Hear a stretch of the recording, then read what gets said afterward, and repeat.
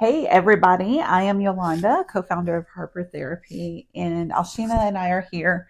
There's a little dog moving around back there a minute ago, but I guess he settled by the door. So, we have been talking about technology and the internet and social media. And in particular, we've been talking about TikTok. And if you missed our last video, go back and watch it because we were talking about how TikTok is actually, there are some benefits to it. And now Alshina wants to bring some of the other side of the conversation, some of the concerns that we might find in the use of TikTok, especially for our teens and our young adults. So yeah. Like many things, there's always the downside.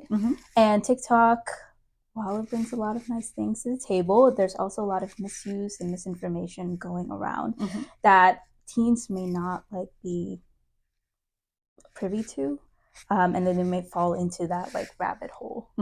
So we're going to talk about that. First thing is misinformation. While there are out of a lot of great creators, there's also people that are not credentialed on there, just kind of saying, passing along wrong information that without prior knowledge, you might not understand that's not true. And some teens might believe that even with a credentialed therapist, that what they're saying is a diagnosis as opposed to just a general education. It's general education, people. It's not a diagnosis. You have to go through years of graduate school for it to be a diagnosis. Yeah. Yes. We cannot rely on blanket statements as our personal diagnosis. Getting a diagnosis requires, not just understanding the symptoms, but also the person's history, their environment, just like so many factors into getting that. But some teens, they might not understand that, and right, of course not. They hear, I think it's normal if like when I was in graduate school studying the DSM, which is like the mental health bible of how to diagnose. I was like, oh my gosh, I have all of these things, and like everybody I know has all of these things, and then you learn things like differential diagnosis and what makes it a diagnosis versus something that because all of these things happen along a spectrum. Yes, exactly. Yeah. And there's so many symptoms that also present very similarly. Yeah. So it might be like, oh my gosh, I have ADHD. And it's like, that might not be it. Yeah. Might be anxiety. It might be trauma. It could be so many different things. Yeah. And we don't want teens to self-pathologize everything they do, including normal human behavior. Yeah. Like if a teen says, I have anxiety, when they really might just be shy. And we don't want teens to fall into that. Well, and I think so much of a downside of TikTok is that we are pathologizing, like you're saying, things that are normal, right? Yes. So, a lot of us do have a little bit of discomfort going into new situations or new environments or talking to new people. That doesn't mean we have social anxiety. That means that for all of us, doing something new is a little uncomfortable. Right. Yeah. And we don't want people to weaponize this either. Like you might hear people say, oh, he's such a narcissist. Yeah, like when that's the big one that we hear. Yeah. Yeah, like we don't want that. What does that mean? Yes, like quickly tell me. Yeah, tell me what that means, because I have the diagnostic criteria. Right and here. Yeah. So we don't want to further villainize or stereotype people just because we don't like them.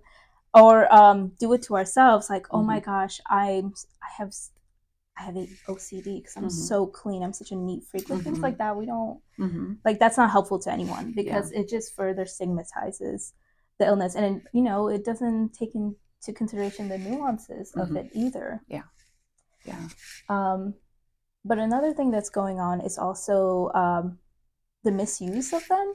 We have people that claim that, oh, I did this and this fixed me like that, or they're selling something as part of self-care to fix them, which buy this program, buy this pill, buy this cream. Yes. When, teens might not realize that a lot of work is internal. It takes a lot of time, patience, practice. Still haven't found that magic wand that I just wave above everybody's head and think everything's better. Yeah, it's work. It's a lot of work. So it might be nice to take the easy way out. Like, oh my gosh, if I buy this, I'll be just like this person. But I wish that's not true. Yeah. So we don't want that for our teens. So like I said, if you missed our last video, go check it out, because there are some benefits of social media, and especially TikTok, which is what we've been focusing on.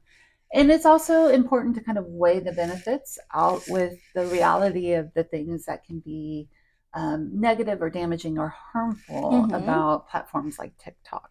Yes. So just take that into consideration. It also is impacting, we know that there's a lot of conversation about connection between social media and self-injury behaviors and bullying and that kind of thing. Even our attention spans are changing based on, these the time frame of TikTok videos and stuff. So just other things to just be aware of as we're making decisions about how we use and engage with social media. Yeah, exactly. Yeah. Really good and important conversation. Thank you. Yeah. We'll talk to you soon.